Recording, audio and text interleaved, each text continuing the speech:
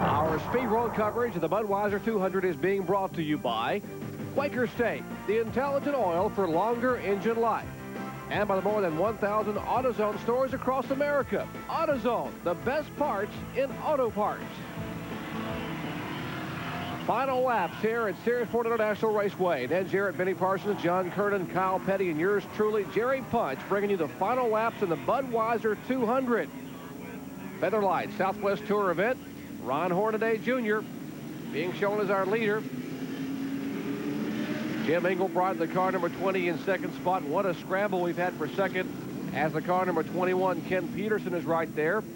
And that's exactly what it is, a scramble for second, because unless something happens to Hornaday, I don't think anyone's going to be able to catch him. We see Englebright is right now on the back bumper of Hornaday, but in the restart just a moment ago, Englebright was there, and Hornaday drove away. And Ned Jarrett, you've been listening to Craig Rodman, the car number 2, who had a problem a moment ago. What's his status?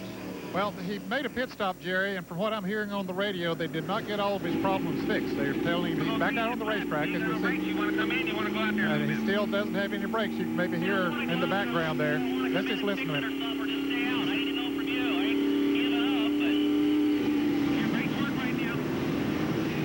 I have 0 brakes. Done.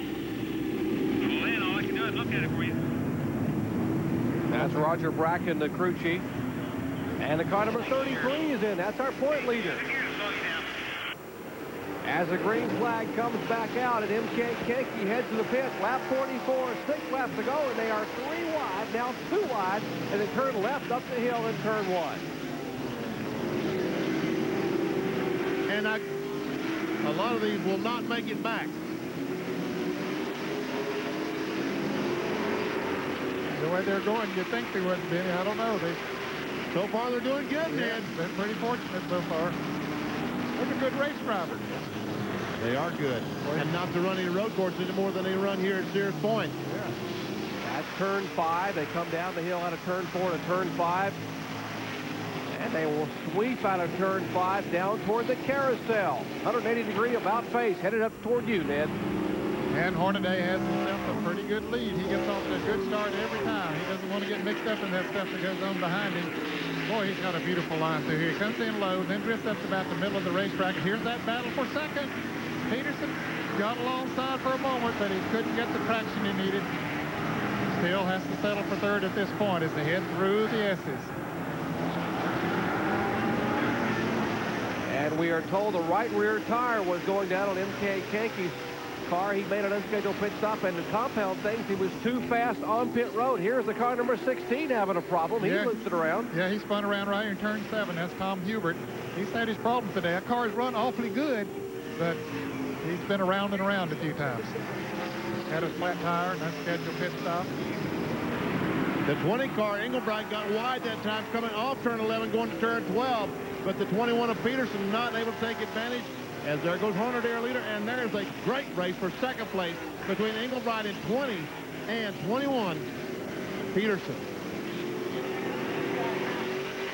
Car number 20, Jim Englebright, trying to equal his best ever Southwest Tour finish, which was second earlier this year. But a big difference. That was on a 3/8 mile track in El Cajon, California. He finished second to Craig Rodman. This will be quite a feather in his cap. He can come home in second spot on the road course.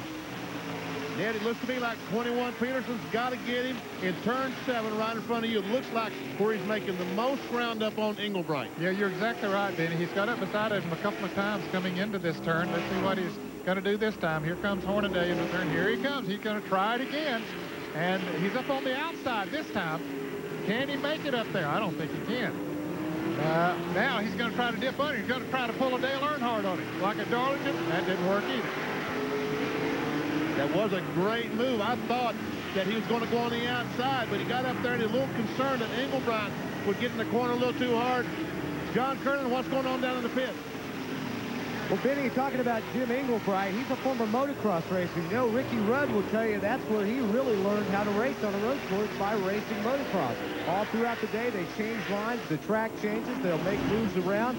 And Englebright, as they come down in, he still maintains that second spot. He told me yesterday his former professional motocross experience helps him out here on Sears Point Raceway. In fact, they used to have a motocross track here, and he ran an event probably, 10, 15 years ago here at Sears Point. Motocross had in.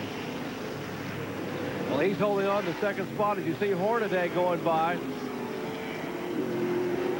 And the car number 20 you're talking about a moment ago, that's Englebright. And Benny, the 21 is no slouch when it comes to this racetrack. That's right. He used to work at the school here and was a teacher. He taught people how to get around this racetrack and also how to drive a racing car. And John Pox almost loses control. That is 6th and 7th spot. Pox takes over 6th. That's the 6th car. He's sponsored by Save Mart Supermarket, the sponsor of the Winston Cup race here. And Benny, he's come from the back of the pack, too. He's one of those drivers that had a problem a little bit earlier, made a late pit stop, and he was back at the back of the pack, so he's back up in the top 10, running good. Talking about Pox. I think his transmission jammed in gear, something like that. Hey, here's his pass. He's going to do it. He's got it. Now, what's he going to do when he gets to the exit? He's going to outbrake or outgut the other one. And it's Peterson. Wow, what a move, man. What a move. I couldn't believe that he could do it. He tried, finally found what he was able to do, and he pulled it off.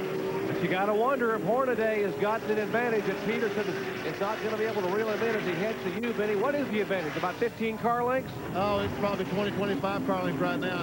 And I think the Hornaday has got it on cruise control. You know that little button on the steering wheel where you push? Trying to save a ticket? That's what Hornaday right now has got it on cruise control. And watch it, Peterson. Ned, he got it sideways. Yeah, he really did. And that was coming off of turn 7. He set him up and made that move coming in there, but when they got into the S's, somebody had to give, and it was Englebright. Wow, and Englebright over the curb, trying his best, but Peterson knows every inch of this racetrack and able to use that experience and his knowledge here to take over second place. So 34-year-old Kenny Peterson out of Kentfield, California, the 88 Rookie of the Year in the Tour, is running in second spot, but that's the guy right there who is the man of the hour in the Budweiser 200, Ron Hornaday Jr.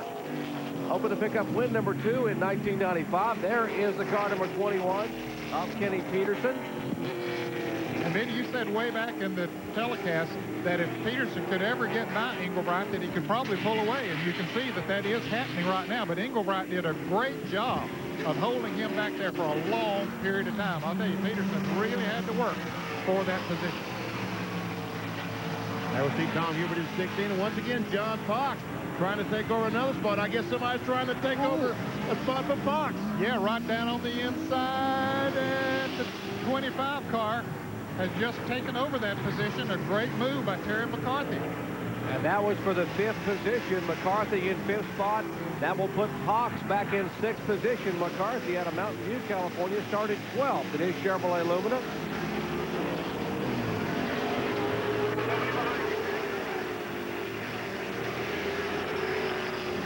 We'll see if Pox is able to gain back on McCarthy.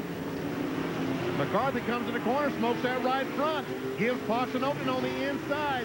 Can he take advantage of? No, he cannot. Accelerate off turn 11 to turn 12. He still has advantage on John Pox. And laps are winding down here at Sears Point Raceway. A reminder, under the Southwest Tour rules, this race cannot end under caution. If the caution does come out, they will have green, white, and checkered. And you got to believe that Peterson would like to be able to see a yellow flag and have at least one shot at catching the 97. Jerry, we're riding with Craig Rodman there in the car number 2. His problems continue. The left rear tire is flat on that thing. See it? He doesn't have any brakes on the race car. He fought his way back up in the top 10 several times today, and then everything in the world going wrong. But he's still going, but he's going to have to come in the pit and get that tire changed. You're still clear. Nobody's even close. Yeah, but as slow as he's going, it won't take long. Oh, and the tire's falling apart, and Fender's flying every place. Is that going to bring out a caution flag? Has fiberglass is all over the racetrack. Just blew the whole side of the car off. Son of a bitch. What else can go wrong today? That pretty well sums it up, I think, from Craig Rodman. What a tough day. And once again, Pox now trying to go back around the 25. Well, he did it, Jerry. He did it. The 25 car had to get his left wheels off on the grass just a little bit, lost traction, and that's all Pox needed. here comes the leaders. They've got to come through the three. Hornaday has been able to go through it. The 21 car is through there, and there's another car. Very, very slow through the S's. And we got a couple of cars off up here. The car 58, the car 28, the car number 9. All kind of action up here in turn 7.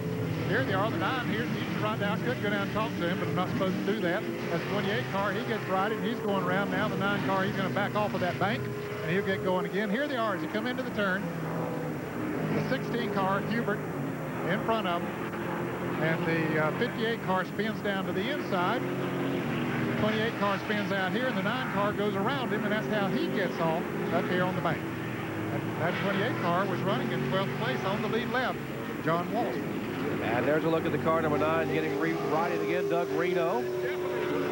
Has 2 laps to go, and there's the man they're chasing, sliding away. Well, the title for a song, maybe. As Ron Hornaday comes beneath the bridge for the next to the last time at Sears Point Raceway.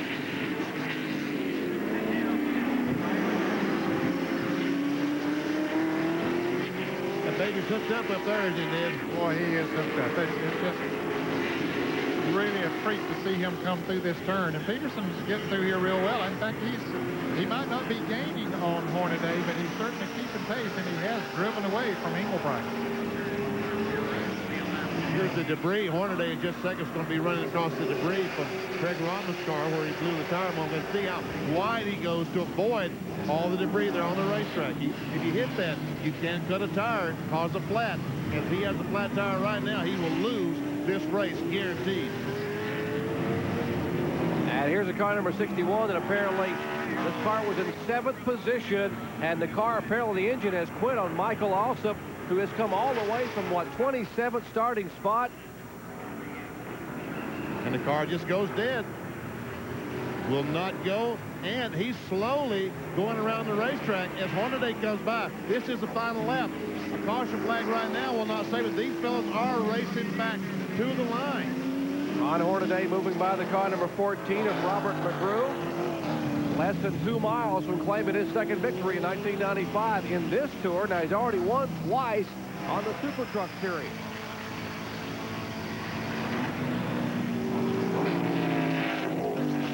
Well, all he wants to do is just keep that thing straight, just nice and smooth, the way it's been all day long. Do what got him there. And here's the car number 4 trying to move in on the car number 20. That would be for 3rd position. 3rd is Engelbright in the car number 20. Dennis Dyer out of Palmdale, California, is 4th. Kind of got that 14 car, Robert McGrew, in a sandwich there. One on one side, one on the other. That brought up a little dust here. They go through turn 7, and now we're back with the leader.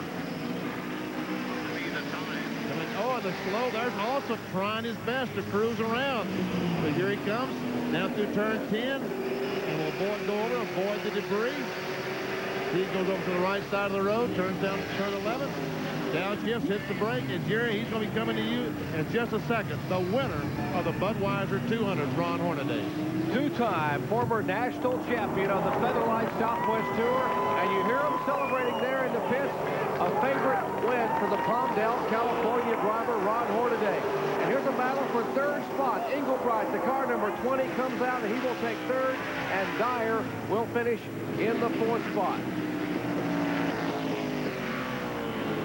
There's a look at the Fluidine Ultra Wheels Chevrolet Monte Carlo Victory Circle prepared cars. Keith Norton motor, and Ron Hornaday Jr.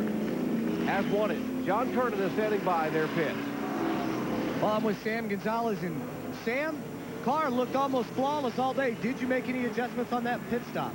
Yeah, it was just a little loose in the beginning, and we tightened her up. It's a Fluidine, stick-on, gust tools, winds, Ultra wheels. Gotta get them all in. I'm sorry if I forgot anybody. Ran flawless all day long. We didn't have no problem. Yeah, you won the opener. You won the opener earlier this year, and now you have won the second one. Yeah, it's still same car, Victory Circle chassis. I don't know. It's a good car. He's at a loss for words, guys.